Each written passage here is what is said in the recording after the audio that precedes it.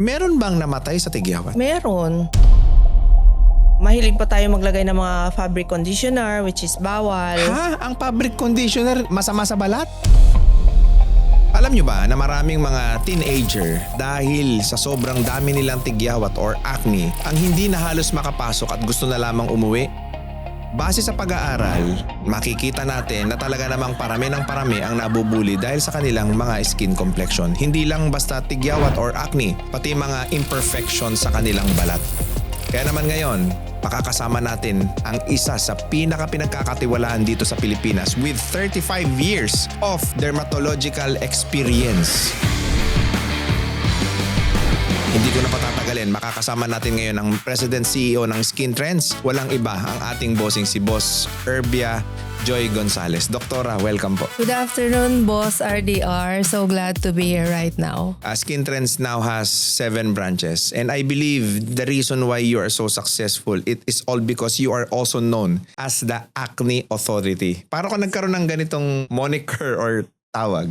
In my practice, majority talaga ng pumupunta sa clinic, acne. Although I'm offering all kinds of treatments, be it anti-aging, anti-melasma, but the majority talaga ang patients ay acne. So sabi ko, I'd rather focus my pimple treatment as the chicken joy sa clinic ko. Sa clinic ninyo, Doktora, bakit malakas ang Skin Trends, especially sa mga acne patient? Because we're the only clinic in the country that gives a guarantee of free treatments if we cannot make you acne-free after completing the program. Wow! Sa Skin Trends lang yan mga boss. Grabe yung offer mo naman, Doktora. Ibig sabihin, ganun kayo kakumpiyansa sa mga procedures na gagawin ninyo? Yes. Ano nagiging cause ng acne? Well, it's a multifactorial thing, no? It could be genetics, which is most common cause, and it can also be triggered by different factors like lack of sleep because it increases the cortisol level ng body mo and it makes your sebaceous glands more active. Also, the food that you eat,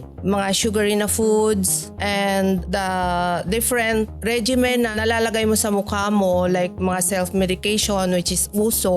Kung anong makita mo sa social media, you tend to try it because ang gaganda ng mga endorsers, di ba? Yeah. And then, of course, stress. It also increases the cortisol level. Doktora, question, bakit kadalasan lumalabas yung maraming tigyawat or acne sa mga teenager? First, we have to define what is acne, no? If you read the definition of acne, kung may blackheads, whiteheads ka, may acne ka na. So, ang common notion kasi is kailangan mo na punong-puno yung mukha mo bago tawaging acne. But hindi siya ganon. Blackheads, whiteheads, mga namumula, nagbubukol, nagnanana, lahat yan acne. Yeah. Ang mga teenagers, mostly doon kasi nagsastart na mag-overactivate na yung kanilang sebaceous glands. Sebaceous gland. So what is that? The sebaceous gland is a part of the skin that is attached to the hair follicle.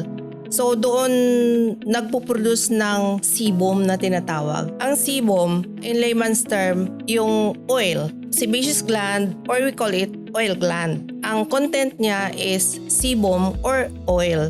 So ang sebum is physiologic, meaning kailangan siya ng skin natin to lubricate. Otherwise, yung mukha natin mukha tayong may kaliskis. Yeah. But it becomes a problem kung ang sebum mo ay nakaklag, hindi siya makalabas sa pores.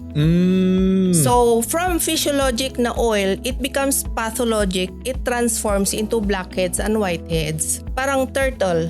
Then, naging pathologic, naging blackheads and whiteheads, parang naging ninja turtle. Yeah, nag-mutate. Nag-mutate siya. Yeah. So, hindi rin naman sana problema yung blackheads and whiteheads kasi mga non-inflammatory siya, diba? In fact, hindi mo nga siya makakita from afar. Ibig sabihin ng whiteheads at blackheads, hindi dapat maging concern yan. Wala sanang problema if it remains that way. Ang problema, ang blackheads and whiteheads mo, food siya ng bacteria ng skin natin. So, ang skin naman natin hindi naman sterile, diba? Yeah. May mga bacteria dyan. Pag napansin ng bacteria na may blackheads and whiteheads, pupunta siya doon. They feed. Kasi ang bacteria are living organisms. Yeah. They also need to feed. So during the feeding process, nagsisikreate ang bacteria ng free fatty acid which is irritating to the skin. So ang blackheads and whiteheads mo, pumupula. So nagkaroon ng inflammation. So mapula, may bukol, masakit. Once na may inflammation, yung body mo, tinatawag na ang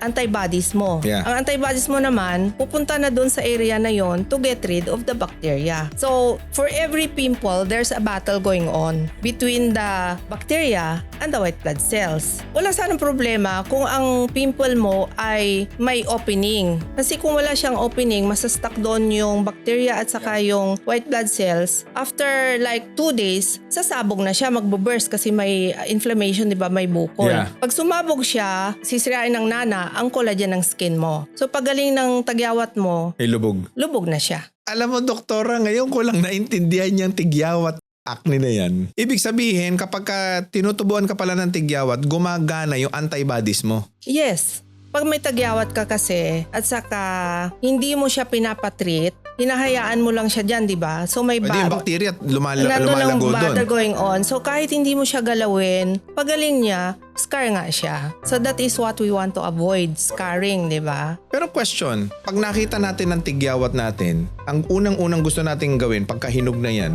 puputukin natin. Tama ba yun? Hindi. Hindi mo dapat pinapahinog. Doon pa lang sa stage na bagong sibol, Pwede nang tanggalin. kailangan nang tanggalin para hindi na niya siya sasabog sa ilalim ang nana. So ibig sabihin, kahit wala kang tigyawat, pwede kang magpa-pimple treatment dahil May meron blackheads kang ka na. blackheads at whiteheads. That's the best time to undergo the treatment during the blackheads and whiteheads stage. Ngayon ko lang nalaman yan ha. Kasi usually magpapa-treatment pag may Pag may tigyawat ka, pimple na. papagaling mo. Pero hindi pala. Kung ayaw mong magkatigyawat, mapa-whiteheads, blackheads, magpa-pimple treatment ka na. Pero balik tayo sa tigyawat. Totoo ba na pagka bigo ka sa pag-ibig, titigyawatin ka? Indirectly. Kung bigo ka sa pag-ibig, tapos kumain ka ng masamang pagkain, nag-stress eating, tapos syempre hindi ka natulog, masyado kang stress. Kasi ang stress, diba, nakaka-increase ng cortisol level, Yeah. which makes your sebaceous gland produce more oil. Tapos, nasa lahi mo, possible na mag-trigger. So ibig sabihin totoo. Pag bigo ka sa pag-ibig, titigyawatin ka. Kaya makipagbalikan na kayo. Meron bang namatay sa tigyawat? Meron. Ha? May mga cases na namatay kasi na-infect ng todo, kasi ginalaw, magkaroon ka ng cavernous sinus thrombosis, which is a infection na doon na sa brain mo. This is kasi the dangerous triangle of the face. Yung ilong. Ito, pag ganun. Okay. Dito. Oo. Kasi ang distance ng nose mo doon sa brain mo, konti lang yan eh. Documented yan, boss, nasa medical book. Grabe, nakakamatay pala yung tigyawat. Mm. Given the fact na merong ganyang instance, kasi mahilig tayo magputok ng tigyawat lalo na sa ilong eh. 'Di ba? So hindi pala yan basta-basta kayo lang ang gagawa niyan dahil delikado pala yan dahil yung ilong natin malapit sa brain natin baka magkaroon ng cavernous sinus thrombosis. Ano naman yung kailangan nating gawin for us to prevent whiteheads, blackheads, pimple, and acne? There are a lot of things that we can do, no? First, of course, is yung hygiene natin, yung tulog natin, yung kain natin. Ang genetics kasi wala na tayong magagawa dyan eh. You cannot choose your parents. So, kailangan mag-maintain ng mga medications. Gaano katotoo na ang pagkakaroon ng acne, especially sa mga teenager, ito yung isa sa pinagmumulan ng bullying sa eskwelahan? Totoo yan kasi maraming pumupunta sa akin na umiiyak, mga teenagers. Minsan sabay sila ng nanay umiiyak. Nagkakaroon ng anxiety attack, minsan ayaw pumasok. Iba ang effect ng tagyawat sa well-being ng mga tao kahit sabihin mo pang hindi teenager. Yeah. Doktora, ito, isa pa sa mga sakit na napakarami ngayon, skin asthma. Paano i-treat ang skin asthma? Hindi siya ganun kadali. Kasi it's a lifelong disease. Ang incidence natin ng mga ganyan sa Asians, Yeah. tayo ang pinakamataas. So, unang-una, you need to find a dermatologist na may trust, may rapport. Kasi it tends to recur. Kasi nandyan kasi yung mga triggering factors. Alikabok, pawis, pati mga animal dander. Like yung mga balahibo, Balahibo ng pusa, pets mo. ng aso. Grabe. Pati mga non-cotton na mga damit. Kasi ang cotton lang ang the only hypoallergenic na cloth. Cotton is the only hypoallergenic. Ang pinaka-common na nagtitrigger is yung denim. In jeans. Oo. The blue dye is highly allergenic. Mayaman tayo sa triggering factors. Triggering factor. Kaya kawawa nga may mga skin asthma kasi maraming bawal. Oo. Pati stress. Grabe ang effect ng stress sa Yeah. skin asthma. The clothing that we wear. Yeah. No, mahilig pa tayo maglagay ng mga fabric conditioner which is bawal. Ha? Ang fabric conditioner, Masama sa balat? Of course, kasi may mga phthalates yan. Ang pabango. Kung may phthalates siya, kailangan lang lang talaga. Phthalate. So pakibasa nga yung label ng mga pabango ninyo. Pag may ganyan, masama sa balat. Pimple, nakaka-trigger siya. It's one also of the trigger. Pag hihiga ka kasi sa unan mo, tapos may fabric conditioner yung unan mo, then also mga Demodex infestation, which in layman's term yung dust mite. Tapos nga, hindi rin tayo sure sa tubig natin eh. Minsan parang may kalawang yung tubig natin eh. So pag may mga infected na pimples, initially, sabi ko muna, mineral water na muna. Ang ipanghilamos. Initially, hanggang makontrol lang natin yung infection. Ang daming so-called professional talaga sa social media. And they even have this biggest and wildest billboards all over the metro and in other places. That they are selling products without proper knowledge on who is really the people that can actually use that product. Anong masasabi niyo sa mga consumer? Anong dapat nilang tignan bago sila bumili ng mga produkto ng mga skincare nila? Kami kasi mga doktor, meron kaming kailangan sundin. No? We belong to societies na may mga restrictions. Itong mga so-called na aesthetics na hindi naman doktor, wala namang mawalang lisensya sa kanila eh. Tsaka walang nagre-regulate sa kanila. Correct. So sa mga pasyente at mga consumer dyan, no, please go to those who are actually professional.